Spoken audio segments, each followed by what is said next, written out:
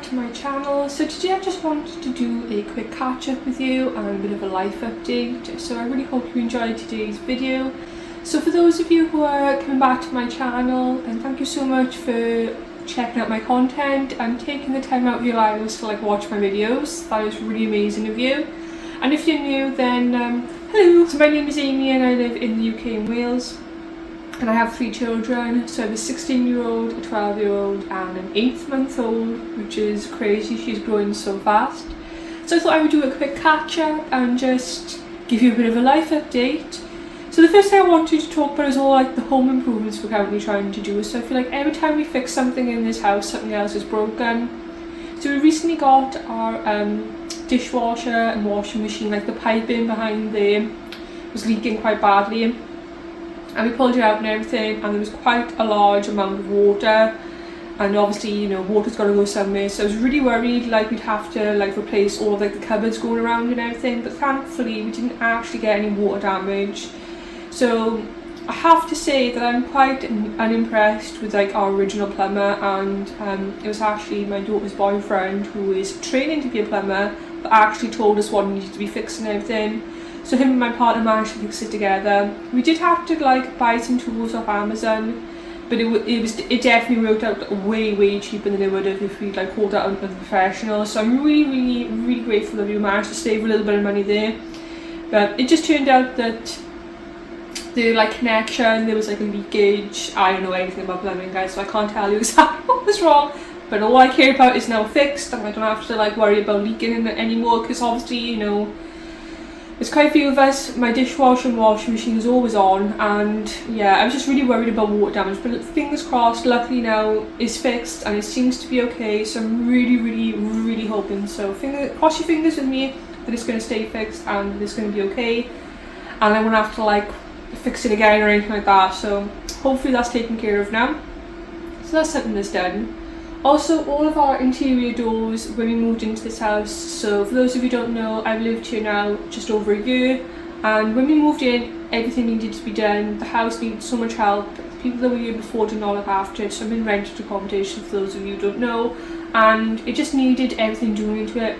So the landlord said that basically we've gotten done what we can for free, because obviously we don't own the house, but cosmetically, if we want to make it look nice, we have to pay for those things, which I understand.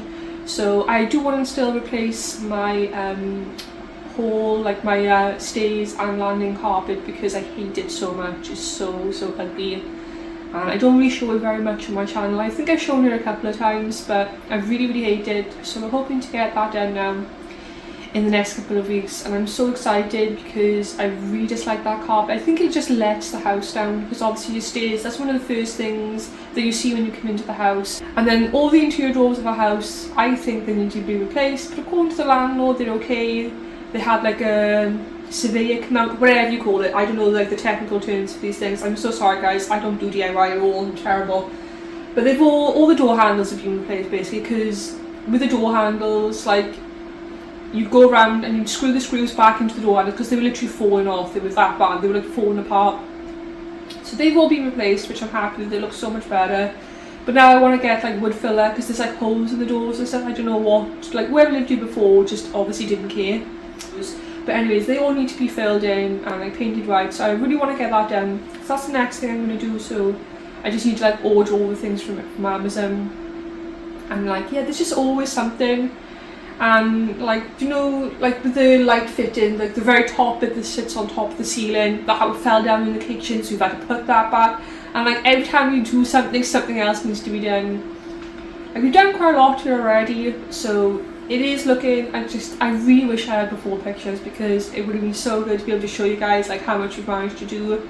I moved into this house, I was 5.5 months pregnant, and everything needed to be done. And I remember the first couple of days just being really upset, because I was pregnant and you're hormonal anyway, aren't you? But I don't know, that's just the type of personality I've got. I think I like organisation, and I struggle if things are out of place, and yeah, I'm just a tidy person basically. And it's not that I'm fussy, that it actually does make me stressed. I don't know if that's a thing or whatever, but that's just how I feel. So yeah, and like when you're pregnant as well, obviously your emotions are heightened, so you know, just remember being really stressed out about it. So now when I look back, I think, yeah, we've come a really long way. So I kind of wish I had like video footage or photos, something to look back on, so that when I feel like this about my house, and then I feel like, you know, this is wrong, that's wrong, I don't like this, or whatever it is, and I can look back on them and feel a little bit better. But yeah, so still planning to do a few things, but once everything is done, I will show you guys, because, you know, I think that's quite realistic. I think a lot of us have things that we'd like to change about our house, and things that we can't just, you know, I mean, I know I can't, I just can't do it tomorrow. I haven't got the money for that, I've got to save for things, and I think that's normal for a lot of us. So I will show the, you know, the progress, because I just love watching stuff like that, so I thought, why not share it? That's one of the things I'm focused on at the moment, is trying to like get the house where I want it. I also really want to do the garden. Phoebe, my youngest, turns 1 in May, and it'd be so nice to have like a garden space, because there's more of us now, there's, you know, more people, and it'd just be nice to have, it's like another room, isn't it, when it's like warm, obviously. So nice to have like a garden, and I was thinking again, like a nice spring set to go out there, and just having it so you'd like want to be in your garden, you know. I'm not really a garden person, I've got to be honest, but I think when you've got little young children, it's not something I've thought about for many years, because my kids stopped playing outside a long time ago. But it'd just be nice to have a garden space. I mean, we have the space, why not make the most of it, you know? Because obviously, you know, she's not going to be a little baby forever, and eventually her and Isabella, who's my 12-year-old, will share a bedroom. So it'd be nice that for her to have somewhere to like run around, and, you know, I know it'll only be for the summertime or when it's like dry outside, but I just think it'd be nice to have a garden space. So I've saved a few things, because I have, this is going to make me sound a bit sad, I think, but I have like a lot of lists on Amazon of like all the things I want to get, and like I categorise it, and I'll basically put down like things, you know, for the summer that I want to buy, or then like home improvement stuff, you know, things that Phoebe needs because she's little, things like that. It just helps me to have lists. But rather than having like writing it down in a book, I have like digital lists. Oh, let me know if you guys do that. Do you put like lists on your phone? I have like a notes app that I use, and I have all lists on there, like life goals, things that I want to buy, a to-do list, you know, things for the children, Christmas list, things like that. I have loads on there. So sad. I even have like a food shopping one and a cleaning one, because I am that sad. I have a list for cleaning. Like motherhood wise, like with Phoebe being like so young compared to her siblings, I always think like, you know, when we pass away, because we all die eventually, do you know what I mean? I always think, oh, is she going to be alone? Because like my brothers are quite a bit older than me, and sometimes, I mean, that could just be because they're brothers and not sisters, I don't know, but sometimes it can be a little bit lonely because you're in different stages of your life. I don't know, I feel like, you know, it'd be lovely to give her a sibling. You know, like after I had my first baby, I didn't want any more. It took me like 3-4 years to want another child, and then after Isabella, I really did think I was done, and then obviously Phoebe came along, which has been like so amazing, and I wouldn't change anything, do you know what I mean? But after I had Phoebe, like even not like a few days later, I knew I wanted another baby, which for me, I was like, oh, okay, that was like, it even took me back. I remember my partner was like, you know, you wouldn't expect that. We both said we'd love to give her a sibling. God bless him, it'll probably be another girl. He's just, I think my partner's doomed to be surrounded by women. But like I said to him, you know, you've got all daughters, one of them is bound to have a child, so hopefully you'll get a grandson. But the chances are we'll probably have another girl, which, you know, would be, I'm happy with that. I mean, it'd be nice to have a boy, but it's probably going to be a girl. But it'd be nice for Phoebe to have a sibling, and then, because I always think long term, because like, obviously children, little ones, they don't stay little forever, they will eventually be adults, and I always think about like long term, about her like being alone and not having someone there, or because, you know, obviously the girls will be older then and they could have their own children, and then you get busy. I'd probably be overthinking this a lot, but let me know like after you've had children, if you've got a baby age gap, or even if you haven't, how long it took you to like, you know, want another child, if you even did, and things like that, because it's just really interesting. And I also find that like with having an age gap as well, you get more unfiltered comments, should we call them. I think the ones from family members are more, they're not like, they don't mean to be hurtful. But I do think like with pregnancy and when you've got young babies, people think that they can have no filter and just say whatever they want to. But you'd never go up to a stranger and say to them if they are like a 10 and a 14-year-old, or why have you got so many children, or why have you done this, this and this. Or you wouldn't go up to like someone who isn't pregnant and comment on their size. So why is it okay to do it when you're pregnant or when you've got like little children? I don't know. It's not something I would ever do. I would keep my opinion firmly to myself. That's just me. I'm quite shy and reserved, and I would never say something like that to anybody. But I don't know, I don't think it was hurtful, but we recently had like a little comment from a family member that just made me feel like, well, yeah, you know when you just feel in an awkward moment and you just want the floor to swallow you up whole. It was one of them moments for me anyway. I don't know if everybody would have felt the same. I don't think it was meant that way at all. But it can be quite hard sometimes, and you feel judged, you know, because maybe you're an older parent or you've got a bigger age gap, or people assume because, you know, you've got an age gap then obviously it was unplanned, or whatever it may be. I think the judgment thing comes out quite a lot in parenthood and motherhood in general. You get judged for everything you do because obviously everyone's got their own opinions, which they're entitled to, but their opinions aren't yours. So yeah, I just think that like the motherhood space should be more positive. You know, if someone wants to have 20 children, why is that our business? You know, or if someone doesn't want any children, why is that our business? You know, however you choose to feed your baby, or if your toddler, or if your little one's going to go to nursery or not, and all these different things that come in, like with parenting and things. And I just think that we just judge each other way too much. This video has turned into something a little bit different than I intended. I intended it to be like just a normal little catch up with me, let you know what's going on in my life, and it's turned into me like rambling on and going on a major tangent. But no, I think it's good. I think it's important to talk about this. So let me know if you've had some comments made that made you feel like awkward, or just made you feel like you were doubting your parenting skills or yourself. Because we've all been there, do you know what I mean? I think it's normal. And I think it's normal to question yourself as well, and if you're doing the right thing for you or for the child or both or whatever it may be. So yeah. But anyway, and that's enough rambling. So yeah, there's just a lot to think about. And then like just before, so when I went on maternity leave, so I don't think I've ever mentioned this, but technically I am on maternity leave, and I'm actually a dinner lady, or I was a dinner lady.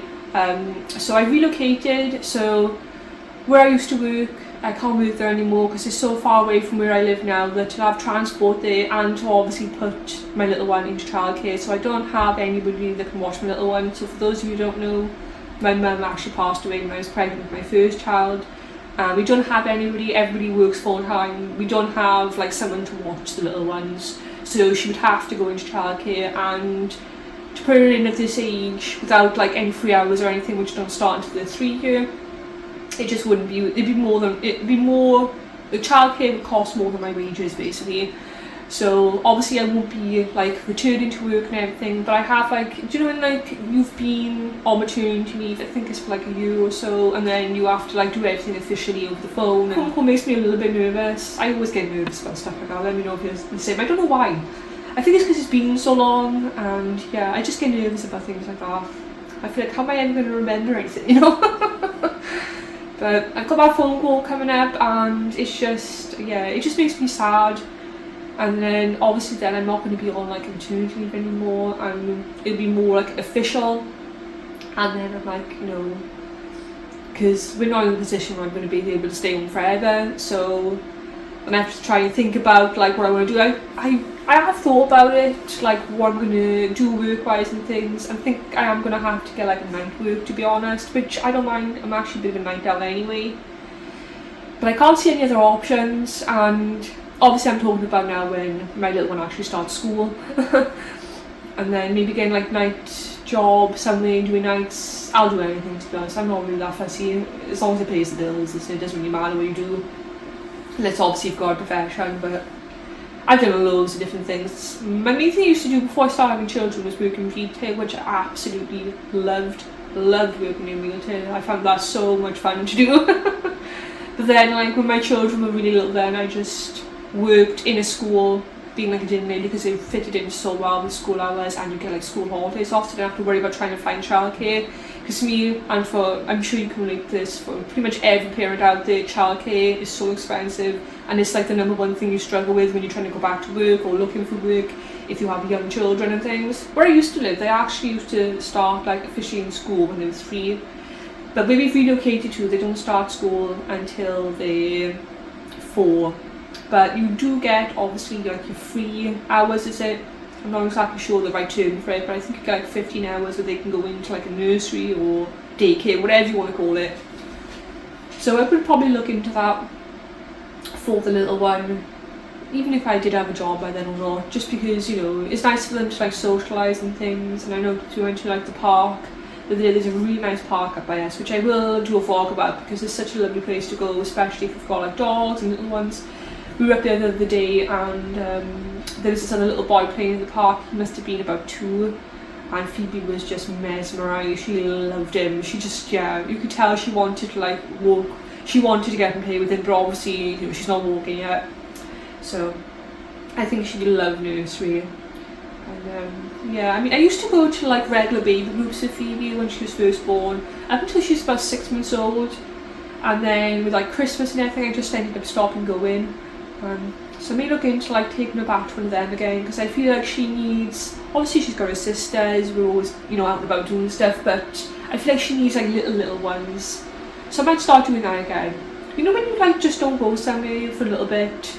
I think we had like a couple of appointments that I couldn't miss, and I skipped a couple of classes, and then Christmas came, and you know you haven't been somewhere for a while, and then you're like kind of nervous to go back even though you've already been. Sure, like your mums out there can relate, like, you know, overthinking things, just worrying constantly about everything, if you're making the right choices, if you're doing things properly, and receiving, how should we put it, unwanted comments. I'll leave that there. What I wanted to quickly chat about is, so if you don't know, I have 2 cats and a dog, and Willow, she is 16 now, she's getting to be an old woman, bless her. And yeah, I think that she might have a little bit of arthritis coming. We do think that she's gone a little bit senile. And like vet wise, there's not too much they can do about it. They just said, you know, if you feel like we're like, you know, quality of life isn't good, or that she's not like eating well and things like that, to like kind of let them know. But I'm really afraid, I don't want to take her to the vet because I'm scared that they'll put her to sleep, to be honest, because she's so old. But I've noticed lately, at first I thought I was imagining it, that when she's walking it looked like she was limping. She's not like in pain or anything, but I think she might have like a bit of arthritis or like sore joints going on. And then my children started noticing it as well. And she's not, like, you can just see like the way that she's walking, and like her personality's changed a bit. So I think that she's got like cat dementia. I'm not really sure the right term for it, and I think that she's just old basically, and she's like basically like an old woman, and it's a bit sad. So, but yeah, I'm really scared to take her because I'm worried that they'll just put her to sleep. So, but she's not in pain, do you know what I mean? She is like confused, and she does yell quite a lot. But they said that's normal because obviously she's like forgetting where she is and things. But she is eating and drinking okay, going to the toilet okay and things like that. You know, she's not like peeing herself or anything like that. You know, she is still using her little box. But yeah, she's definitely like her personality's definitely changed a bit. And yeah, it's just sad, isn't it? Like, this is what makes me so upset about having animals. It's like when they start getting ill or something happens, it's just yeah, I don't like it at all. It's horrible. So yeah, it just freaks me out, and like the thought of taking her to the vet if things go downhill scares me. So yeah, so wish me luck, fingers crossed, you know, she perks up a bit. But she's eating and drinking and that, and you know, I don't think she's in pain. I'm looking down here because she's asleep on the floor at the moment. So yeah, it's just sad, isn't it? Yeah, but little Phoebe's coming on really nicely. I'll have to do a 9-month, like she's 8 months now, she will be 9 months soon. So when she's 9 months, I'll do an update, because they just change so much. The first year of life, it just goes so quick. They just change so much, it's just so fast. I cannot believe I have an 8-month-old. I feel like I had her yesterday. Even the girls said, oh, we feel like she came over last week. It's just gone so quick. so fast.